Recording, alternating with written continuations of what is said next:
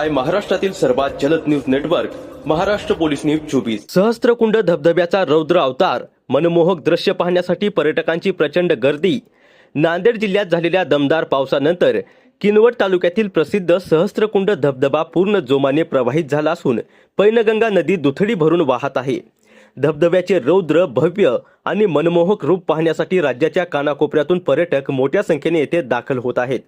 उंच कड्यावरून कोसळणाऱ्या शुभ्र जलधारा, सभोवताली पसरलेली गर्द हिरवाई, डोंगर रांगावर दाटलेले धुके आणि पावसाच्या सरींनी निर्माण केलेले नयनरम्य वातावरण प्रत्येक पर्यटकाला अक्षरशः मंत्रमुग्ध करत आहे।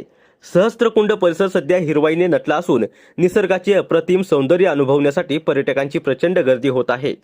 मराठवाडा आणि विदर्भाच्या सीमेवरील पैनगंगा नदीवर असलेले सहस्त्रकुंड धबधबा महाराष्ट्रातील प्रसिद्ध पर्यटन स्थळांपैकी एक मानला जातो। विशेषतः पावसाळ्यात येथे निसर्गप्रेमी, छायाचित्रकार आणि पर्यटन प्रेमी मोठ्या संख्येने भेट देतात। अनेक पर्यटक हे अविस्मरणीय क्षण मोबाईल आणि कॅमेऱ्यात कैद करत असून सहस्त्रकुंडाचे व्हिडिओ आणि छायाचित्र सोशल मीडियावर मोठ्या प्रमाणात व्हायरल होत आहेत।